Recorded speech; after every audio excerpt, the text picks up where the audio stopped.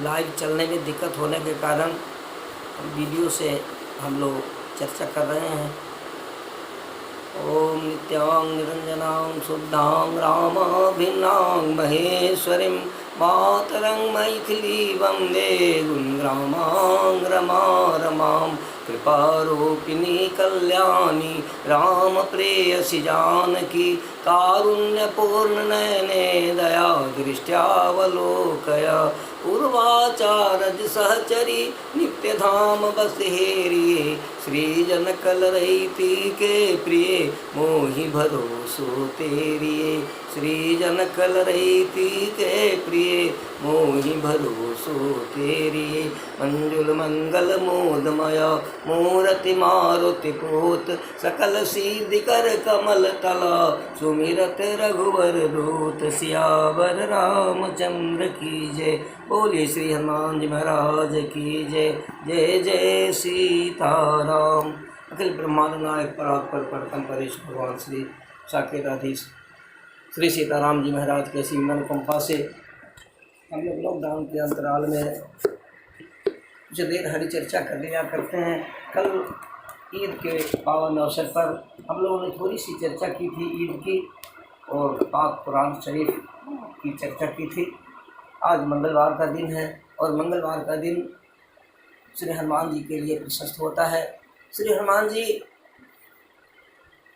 के दिव्य दरबार में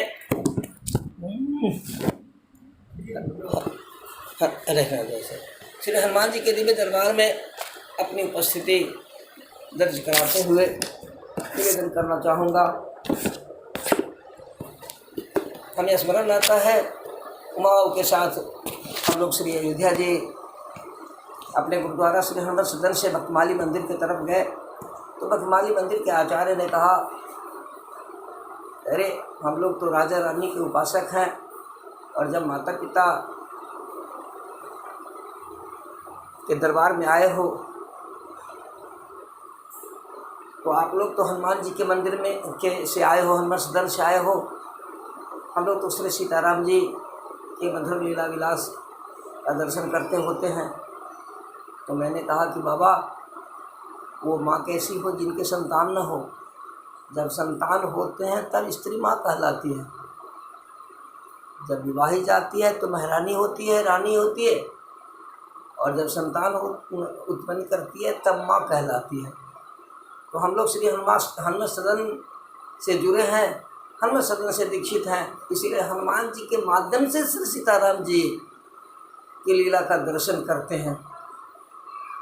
और खिलखिलाते हुए उन्होंने कहा कि बड़ी अच्छी बात कहे, अरे संतान नहीं तो माँ सुखी नहीं हो सकती, चाहे नैहर जितना संपन्न हो, ससुराल जितना संपन्न हो, सारे सुख सुविधा मिलते रहें, लेकिन आंचल में यदि पुत्र की प्राप्ति नहीं हुई, गोद में यदि संतान नहीं आया तो सारा जीवन एकाकी रह जाता है, नैराश्य भरा रह जाता है, उसके जीवन में प्रफुल्लता आनंद की उल्लासें नहीं आती है। तो इसलिए श्री हनुमान जी महाराज जैसे संतान को पाकर, पुत्र को पाकर जगतजननी जगदम्बा जानकी भी प्रसन्न होती है। श्री हनुमान जी का दिन आज मंगलवार का है और मंगलवार के दिन हम लोग हनुमान जी की कथा कहते हैं। गोस्वामी तुलसीदास जी महाराज ने रामचरितमानस की रचना में उन्होंने पहले कहा है, यही रुचिर सप्त सोपान रघुपति भगति केर पंथान। यही रुचिर सप्त सोपाना, उन्होंने कांडों का नामकरण सोपान के माध्यम से किया है, अध्यायों को, चैप्टरों को सोपान के नाम से बताया है। लेकिन कांड के नाम से जो ये नामकरण है ये महर्षि वाल्मीकि की देन है। वाल्मीकि रामायण में मानस के अध्यायों को कांड के नाम से नामकरण किया गया है, कांड से अभिहित किया गया है। तो गोस्वामी तुलसीदास जी ने महर्षि वाल्मीकि के उस भाव को समुचित स्थान देते हुए अपने मानस में भी प्रथम सोपान बालकांड, द्वितीय सोपान अयोध्या कांड, तृतीय सोपान अरण्य कांड, चतुर्थ सोपान किष्किंधा कांड, पंचम सोपान सुंदर कांड, षष्ठम सोपान लंका कांड और सप्तम सोपान उत्तर कांड अभिहित किया। तो ये वास्तव में गोस्वामी तुलसीदास जी सोपान के नाम से तो अभिहित किए, लेकिन जन सामान्य में यह कांड के नामकरण से ही प्रचलित हुआ, प्रशस्त हुआ कांड के नाम से ही। तो ये जो बहुमूल्य वस्तुएं होती हैं ना, इन बहुमूल्य वस्तुओं को बड़े संजो करके, बड़े छिपा के रखा जाता है, बड़े सुरक्षित तरीके से रखा जाता है। तुलसीदास महाराज ने भी और महर्षि वाल्मीकि ने भी इस पंचम सोपान को सुंदर कांड का नामकरण दे करके 4 कांड पहले और 3 कांड बाद में, उस 3 कांड के प्रथम में पंचम सोपान के रूप में सुंदर कांड को स्थापित करते हैं। वास्तव में ये बहुमूल्य सुंदर कांड नामकरण से ही पता चलता है कि ये कितना सुंदर होगा। गोस्वामी तुलसीदास जी महाराज ने इस सुंदर कांड के नामकरण में जो सुंदर कांड कहा, उसके बहुत सारे कारण हैं। अन्य कांडों के नाम स्थान के नाम पर, चरित्र के नाम पर, लीला के नाम पर रखे गए। तो इसी तरह से जैसे बालकांड है, भगवान की बाल लीला हुई है तो बालकांड हुआ। अयोध्या कांड है तो अयोध्या स्थल के रूप में भी, अयोध्या स्थल के नाम पर भी, अयोध्या के प्रजाओं के जनमानस को देख करके भी और भगवान राम के त्याग भाव को देख करके भी ये कांड और लीला दोनों, स्थल और लीला दोनों के नाम पर अयोध्या कांड रखा गया। और अन्य कांड स्थल के नाम पर, अन्य का अर्थ होता है वन, जंगल। तो ये वन में भगवान श्री राम जाते हैं, ये अरण्य कांड का नामकरण वन के रूप में, स्थल के रूप में रखा गया। किष्किंधा भी स्थल के नाम पर रखा गया, लेकिन ये सुंदर कांड स्थल के नाम पर भी और लीला के नाम पर भी। कहा कि ये सुंदर कांड जो है, ये अशोक वाटिका में श्री सीता जी विराजित हैं, जहाँ श्री हनुमान जी महाराज श्री सीता जी का पता लगाने के लिए जाते हैं। तो गिर त्रिकूट ऊपर बस लंका, तहरह रावण जीव शंका। कहा कि त्रिकुटाचल पर्वत हैं, उस त्रिकुटाचल पर्वत की 3 चोटियां हैं, नील, सुबेल और सुंदर। नील नाम की जो चोटी है उस पर चौरस मैदान है, जहां रावण के योद्धा अखाड़ा खेलते हैं। सुबेल नाम की चोटी है जिस पर लंका नगरी बसी है। और सुंदर नाम की जो चोटी है, इस सुंदर नाम के चोटी पर अशोक वाटिका बसाई गई है, जहां श्री सीता जी को रखा गया।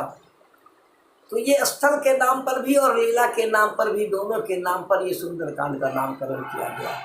लंका कांड लंका के नामकरण पर रखा गया। उत्तरकांड उत्तर प्रदेश में अयोध्या जी हैं, और लंका विजय के बाद लंका से उत्तर की ओर विमान चला, इसलिए भी उत्तरकांड रखा गया। और फिर मानवीय समस्याओं के सारे समाधान सारे उत्तरकांड में दिए गए हैं, इसलिए भी उत्तरकांड रखा गया। जितने भी प्रश्न आते हैं, जितनी जिज्ञासाएं हैं, उन सारी जिज्ञासाओं का समाधान, उसका उत्तरकांड में दिया गया है, इसलिए उत्तरकांड रखा गया।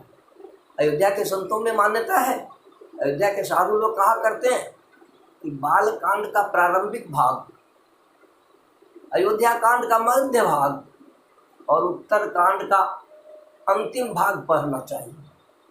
बाल के आदि कांड, आदि प्रकरण पढ़ने की आवश्यकता, बाल के आदि, उत्तर के अंत और मध्य अयोध्या गावहि संता। बाल कांड का मध्य प्रारंभिक प्रकरण, उत्तर कांड का अंतिम प्रकरण और अयोध्या कांड का मध्य प्रकरण, इनको पढ़ने की आवश्यकता है। लेकिन जनमानस में जो कोई व्यक्ति संपूर्ण मानस का पाठ नहीं कर पाते हैं, अधिकाधिक लोग उत्तर कांड का पाठ करते हैं, अधिकाधिक लोग सुंदर कांड का पाठ करते हैं। तो ये सुंदर कांड प्रायः यत्र तत्र सर्वत्र सुंदर कांड पाठ होते हुए देखा जाता है। मनोकामनाओं की पूर्ति के लिए अपने अभिष्ट की प्राप्ति के लिए भक्त सुंदरकांड का पाठ कराता है। सुंदरकांड के पाठ से उसके जीवन में जो सुंदरता आती है, जो विलक्षणता आती है, उसके जीवन में दैन्यता आती है, उसके जीवन में भक्ति का संचार होता है, ज्ञान का प्राबल्य होता है, सेवा भाव जगता है। और इन सबसे ऊपर सारे सुमंगलों को देने वाला यह सुंदरकांड है। तुलसीदास जी महाराज ने सुंदरकांड के फलश्रुति में लिखा है, सकल सुमंगलदायक रघुनायक गुणगान, सादर सुनहित तरहि भव सिंधु बिना जल जान। सादर सुनहित तरहि भव सिंधु बिना जल जान। इस दोहे के पूर्व में सकल सुमंगलदायक, सारे सुमंगलों को प्रदान करने वाला क्या है, तो रघुनायक गुणगान, श्री रघुनाथ जी का गुणगान, यशगान, चरित्र वर्णन, ये सारे सुमंगलों को देने वाला है। और इस दोहे के नीचे की पंक्ति में सादर सुनहिते तरहि भव, जो कोई भक्त प्रेम पूर्वक सुनता है, पूरी श्रद्धा विश्वास के साथ, पूरी निष्ठा के साथ सुनता है, तो वे संसार सागर से बिना जहाज के पार हो जाते हैं। अन्य युगों में सतयुग, त्रेता, द्वापर, कलयुग, इन सभी युगों में संसार सागर से तरने की बात आती है। कहा कृतयुग सब जोगी विज्ञानी, करि हरि ध्यान तरहि भव प्राणी। सतयुग में ध्यान की विशेषता थी, ध्यान मार्ग से भक्त भगवान को पाते थे। कहा कि त्रेता विद जग नर करहि, प्रभु ही समर्पित कर्म भव तरहि। त्रेता युग में यज्ञ के माध्यम से अपने कर्म को परमात्मा की समर्पण, परमात्मा के चरणों में समर्पण करते, कर्तृत्व भाव का के अभाव करते हुए विनम्रता से, सहजता से, दीनता से, भक्ति पूर्वक परमात्मा के चरणों में उस अपने किए हुए कर्म को समर्पित कर और तब संसार सागर से तरा जाता था। कहा कि द्वापर में तो द्वापर करी रघुपति पद पूजा, नर भव तरहि उपाय न दूजा। द्वापर में भगवान की पूजा करने से, भगवान के आराधना करने से, उपासना करने से संसार सागर से तरने की बात बताई गई। लेकिन कलयुग में स्वामी तुलसीदास महाराज कहते हैं, कलयुग जोग यज्ञ नहीं ज्ञाना, एक आधार राम गुण गाना। एक आधार मात्र भगवान के नाम, रूप, लीला और धाम का गुणगान करना है, इसी से संसार सागर से तरा जा सकता है। स्वामी तुलसीदास जी ने उत्तरकांड में लिखा है, भव सिंधु अगाध परे नरते। कौन व्यक्ति हम सिंधु में, संसार सागर में बार बार जन्म लेते हैं और मरते हैं। संस्कृति चक्र, जन्म मरण के बंधन से मुक्त होना प्रत्येक जीव चाहता है। प्रत्येक जीव चाहता है जन्म मरण के बंधन से मुक्त हो जाना, छुटकारा पा लेना। तो कहा कि भव सिंधु अगाध परे नरते, पद पंकज प्रेम न जे करते। जो भगवान के चरण कमलों से प्रीत नहीं करते, वे संसार में बार बार जन्म लेते हैं और मरते हैं। कहा कि संसार सागर से जो पार जाना चाहते हैं, उसके लिए कौन सी व्यवस्था है। तो स्वामी तुलसीदास जी महाराज ने लिखा, भव सागर च पार जो पावा, राम कथा ता कह दृढ़ नावा। जो संसार सागर से पार होना चाहते हैं, उनके लिए राम की कथा दृढ़ नाव के समान है। ये नौका जो है वे उसे संसार सागर से पार करा देगी। और कहा कि कलयुग योग जगत नहीं ज्ञाना, एक आधार राम गुण गाना। कहा कि कलयुग में न जोग है, न यज्ञ है, न ज्ञान है, एकमात्र आप ये न किन प्रकार नाम का गुणगान करिए, राम का गुणगान करिए, इससे आपकी गति मुक्ति होगी। जो न तरे भव सागर नर समाज अस्पाई, ते कृत निंदक मंदमती आत्मा हन गति जाई। यदि मानव शरीर धारण करके और गति मुक्ति भक्ति का प्रयास नहीं किए, तो वे व्यक्ति आत्मघाती के रूप में माने जाते हैं। इसलिए भवसागर से संतरण करने के लिए, भवसागर से पार जाने के लिए, भगवान के भक्ति लाभ को पाने के लिए ये सहज सरल उपाय गोस्वामी तुलसीदास जी महाराज बताते हैं। सकल सुमंगलदायक रघुनायक गुणगान, सादर सुनैते तरहि भव सिंधु बिना जल जान। सादर जो कोई निष्ठापूर्वक विश्वास पूर्वक सुनता है वो संसार सागर से पार हो जाता है। तो ये सुंदर कांड की कथा है। सुंदर कांड बहुतेरे जगह पर जहाँ रामचरितमानस का पूरा पाठ नहीं हो पाता वहाँ सुंदर कांड की कथा होती है। सुंदर कांड की कथा व्यक्ति के व्यक्तित्व को निखारता है, उसमें आत्मबल प्रदान करता है। श्री हनुमान जी महाराज समुद्रोल्लंघन कर और लंका में जाते हैं तो ये विषय वासना रूपी जो समुद्र है, इस विषय वासना से पार जाने की प्रवृत्ति तो सबकी होती है, लेकिन इस निवृत्ति मार्ग पर चढ़कर इस समुद्रोल्लंघन के रूप में गोस्वामी तुलसीदास जी ने महाराज ने कहा ये जो विषय वासना है, ये जो महत्वाकांक्षा है, यही समुद्र है और इस समुद्र से पार जाना बहुत मुश्किल होता है। श्री हनुमान जी महाराज समुद्रोल्लंघन करते हैं, समुद्र से पार जाते हैं तो व्यक्ति को यह एहसास होता है कि हम भी संसार सागर से पार हो सकते हैं यदि हम सम्यक रूपेण चिंतन मनन स्मरण करें तो हम भी पार हो जाएंगे। सुरसा सामने आती है, सुरसा के द्वारा परीक्षा ली जाती है, कठिन से कठिन परीक्षा में भी व्यक्ति उत्तीर्ण होता है यदि वह दृढ़ता से उसका मुकाबला करे। दृढ़ता से यदि व्यक्ति उस समस्या का समाधान खोजे तो ये सुंदर कांड की कथा में आता है। लंकिनी के पास हनुमान जी आते हैं और लंकिनी बहुत अच्छी बात कहती है।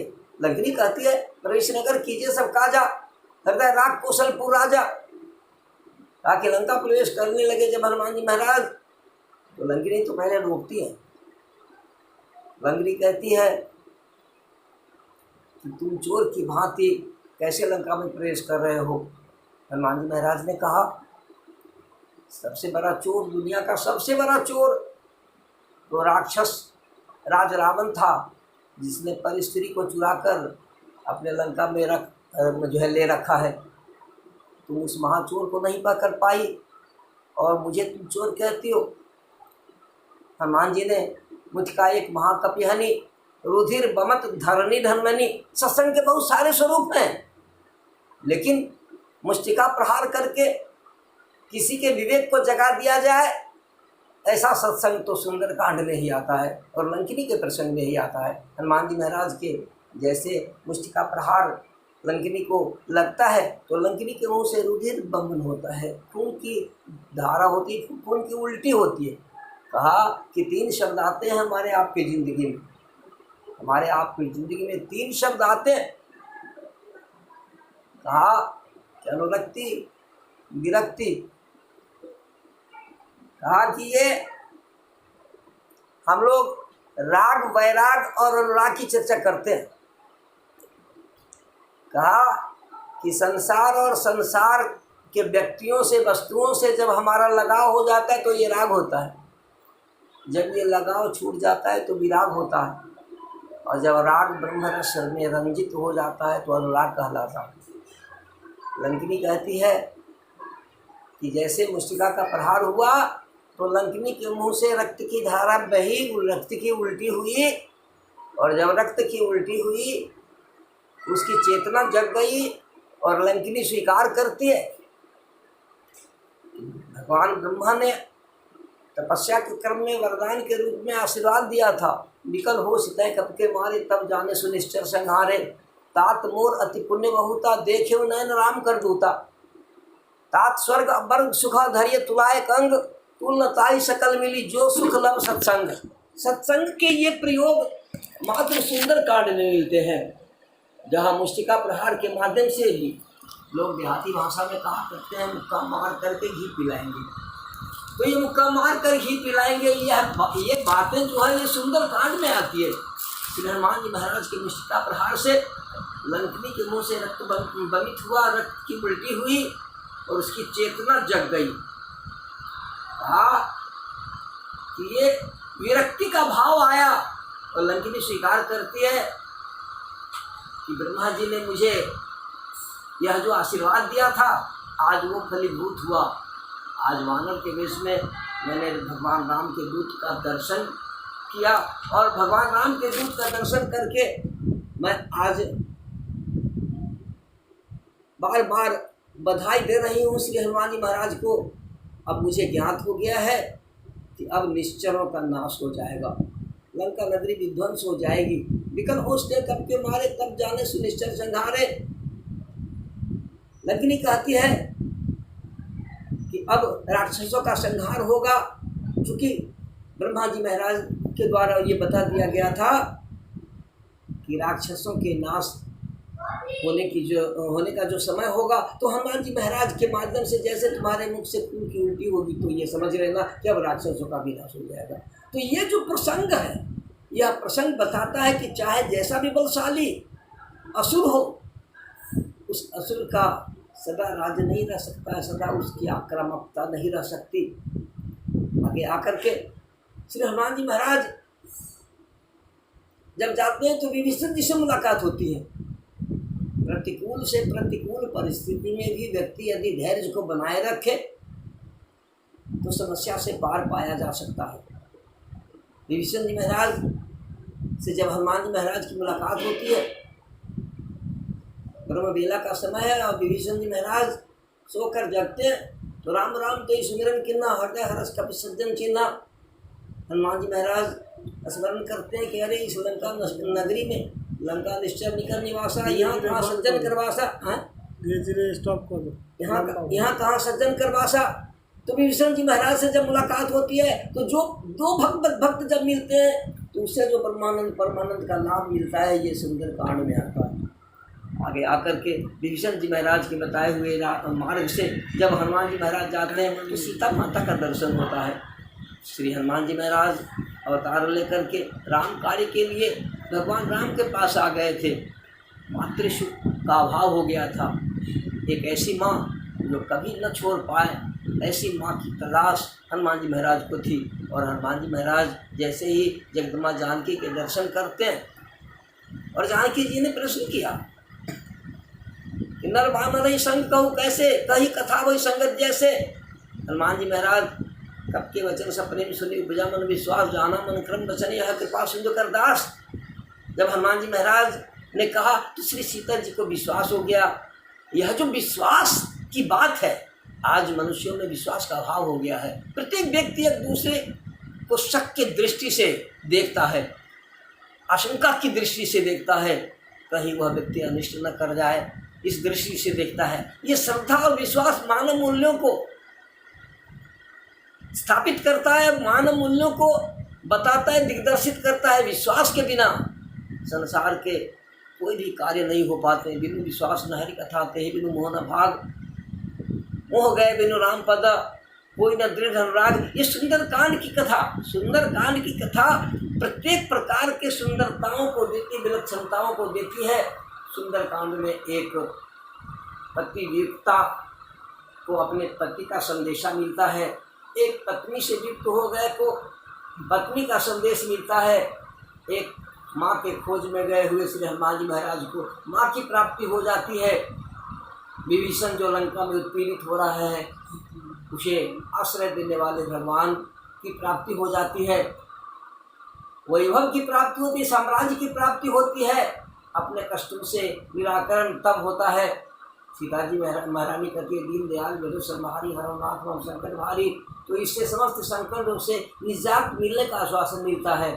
सुंदरकांड के फलश्रुति में तुलसीदास महाराज ने इसी बात को ध्यान में रखकर और तब उन्होंने लिखा कि संसार के जितने भी जीव हैं उन्हें मंगल कामना है, उनके लिए मंगल कामना है और वे अपने कष्टों से निजात पाना चाहते हैं। इसलिए सकल सुमंगलदायक रघुनाथ गुणगान सादर सुनहि के करे हुआ सिंधु बिना जलजान। आज की कथा इतनी, फिर कल श्री हनुमान जी महाराज की कृपा बनी रहे तो फिर आगे की कथा कल कही जाएगी। और श्यावर रामचंद्र।